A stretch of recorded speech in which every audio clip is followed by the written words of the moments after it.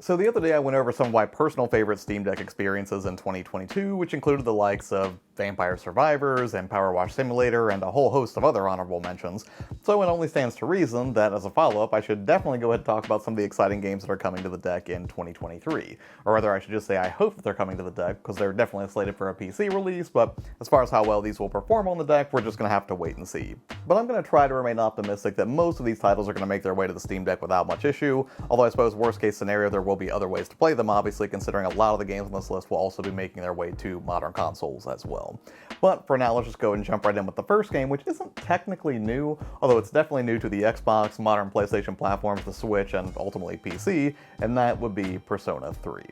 Now, my personal history with Persona is a little bit spotted, admittedly. I've played 3, 4, and 5, but I've only beaten 4, and 3, here's the thing. I originally played it on the PSP when it first came out for that system, but either because my memory card got corrupted, or I lost the memory card, or just something negligent that I did caused me to lose 20 or 30 hours of progress in it, so sadly I just kind of put it aside and never returned to it, and it just ended up rotting on the backlog, which sucked because I really enjoyed what I had played of Persona 3, and it has an incredible soundtrack. So when Atlus announced it was making a comeback, at least as a port, I was very pleased, feeling like now would be a great time to take another crack at it. Now I know there are other ways to play Persona 3 on the deck right now if I wanted to use emulators to fire up like the PSP version or the PS2 versions, but while I love emulation, given the choice I would always like to play a game on its native hardware if I can.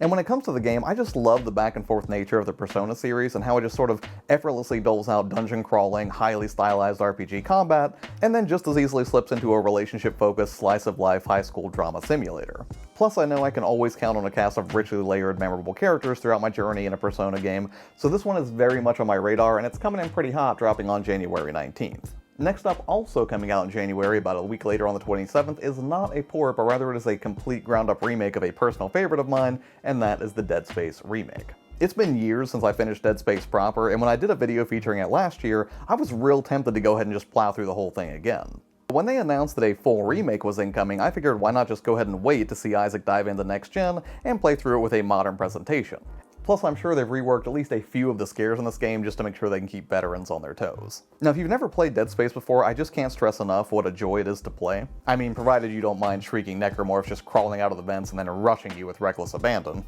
And even though it is possible to get a little bit numb to Dead Space's never-ending barrage of jump scares as the game goes on, it still stands tall on my list of favorite horror games for just so many reasons. After all, Dead Space had a fairly original premise, the controls and frame rate were just butter smooth, and every inch of the interface, map, puzzles, mechanics, and just other interactive elements just feel so thoughtfully designed. All the way down to the non-existent HUD, which allows you to stay in the moment without getting distracted by a bunch of on-screen elements that might just sort of take you out of the action. Seriously, displaying Isaac's health on his spine and having an on-gun display for your remaining ammo reserves is still one of my favorite design choices in gaming, and it was just so far ahead of its time when the original dropped back in 2008 that I just cannot wait to see how Isaac's doing in 2023. Especially in light of the lukewarm reception the Callisto Protocol got, which honestly was just a real bummer, so I guess I'm just hoping that the Dead Space remake can fill that horror-shaped hole in my heart where Callisto might have been.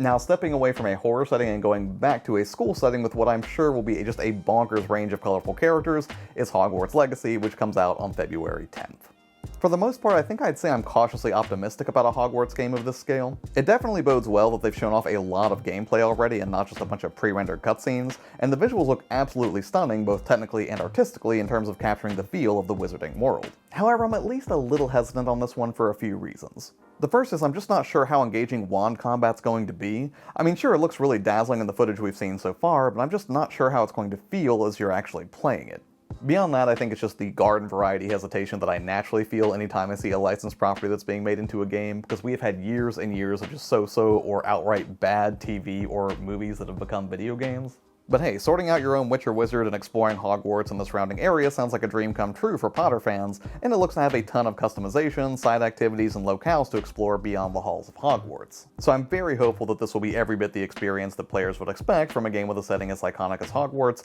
and Lord knows there's plenty of existing lore to build on as a new chapter in the wizarding world unfolds. Next up is another game coming out in February on the 21st, and I think originally this was supposed to come out in December but got pushed back, and that is Atomic Heart. Now I know I already mentioned this game back in September, but my excitement for it has waned exactly not at all.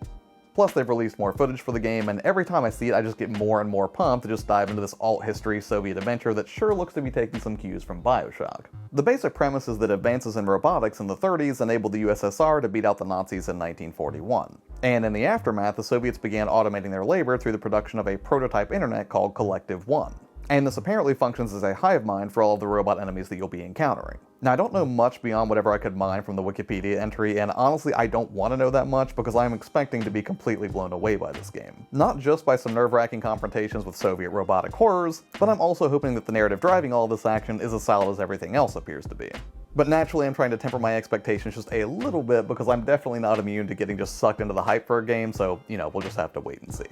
Next up, moving up to March, we've got the Resident Evil 4 remake. Resident Evil 4 is one of the most celebrated horror games of all time, and I have friends who still hold it as their favorite game period, just replaying it over and over again year after year. Now personally, I loved it when I beat this game on the GameCube and then later on the Wii, but it's been a while since I beat the entire game proper. But much like with Dead Space, I figure if the remake is this close to release, I should probably just hold out for that and see what it looks like on modern hardware. Now personally, I pre-ordered the collector's edition of this on the PlayStation 5, so I probably will not be playing this one on the Steam Deck. However, I do fully expect it to play well on the deck, considering most of the Resident Evils play just fine on the deck, and a lot of people just love playing those games there, myself included. Now that being said, whenever the game inevitably goes on sale during some Capcom publisher sale in the following months, I will definitely double dip on this game just for the joy of playing it again in the handheld format. Because like I mentioned in that video last year, I just think that the portable format is way better suited to horror games than a lot of people give it credit for. And finally, rounding out this list with just one more horror game would be Dead Island 2, dropping on April 28th. Now, I'm a sucker for a good zombie romp, and more so when it's set against an interesting backdrop.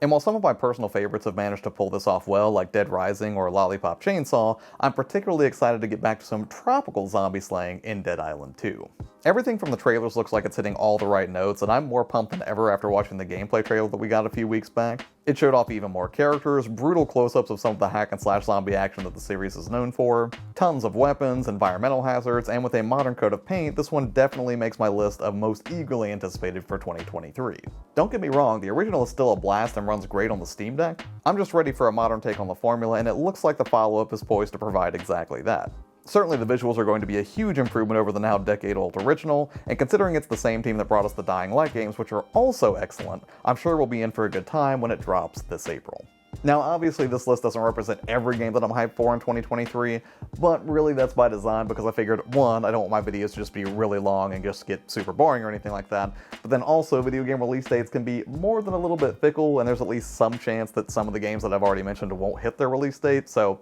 yeah, I figured it was probably best just to stick to like the first half of 2023 and then maybe do a follow-up like months down the line. But hey, what about you? Are there any games that you were super excited for in 2023 that you think should have been on this list or the eventual follow-up to this list? If so, let me know in the comments below. As always, thank you for taking the time out of your day to hang out here on the channel because it's a big internet out there, so the fact that you watch stuff here really means a lot to me. Take care, and I'll see you on the next one.